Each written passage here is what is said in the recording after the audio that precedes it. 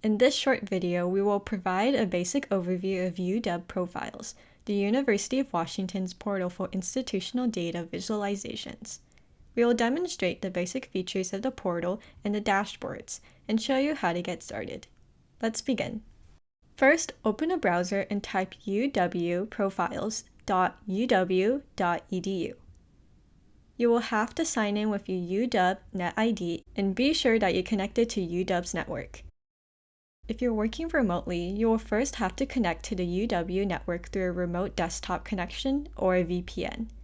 For more information about VPNs and to download and install one, please visit itconnect.uw.edu.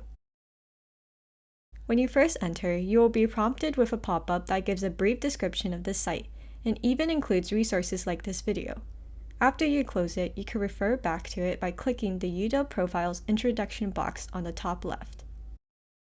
On the right-hand side, there are several tabs that lead to different types of dashboards that you can choose from. If you prefer to view reports in a different way, you can switch between the Tile button and the List button located above My Favorites. For this demonstration, I'm going to keep the Tile view. Let's start off by looking at an academic dashboard to get some information about student enrollments. In this view, you see many different tiles representing different categories of academic information. We're going to click on Key Facts, Academics, and then the Enrollment Summary. Each dashboard comes with tabs at the top that will give you contextual information. The Overview tab provides a brief summary of the dashboard. The Interpretation tab provides more detail about what's being represented and any caveats about the dashboard that may not be intuitively obvious. The Filter tab tells you about the filters that you can use. The Definitions tab provides a list of terms that are referenced in this dashboard.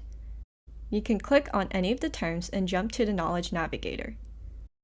Finally, the About tab gives update information and a link to connected data models. To interact with the report, head back to the Dashboard tab and click on it. On the left-hand side, we have Filters, which limits the data, and on the right, we have Breakdowns, which divides the data into characteristics. You can use filters to filter down the data, say to your unit, and you can use breakdowns to change the dimension that's being represented in the dashboard, for example, by applying the first-generation breakdown. Let's filter by the Seattle campus and break it down by race and ethnicity. Now you'll see Seattle campus enrollments with a breakdown by race and ethnicity groupings.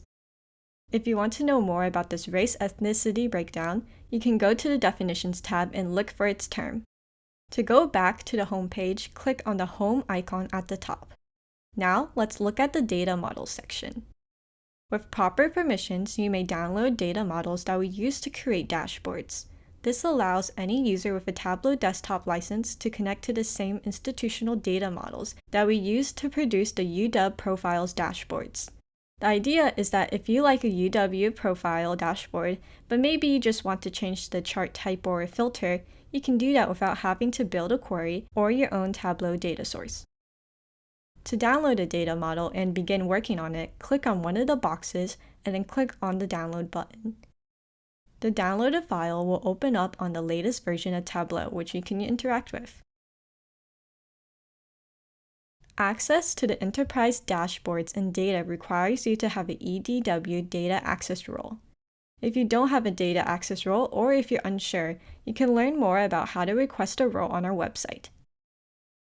This was a brief overview on UW Profiles to show the basics of finding and interacting with a dashboard.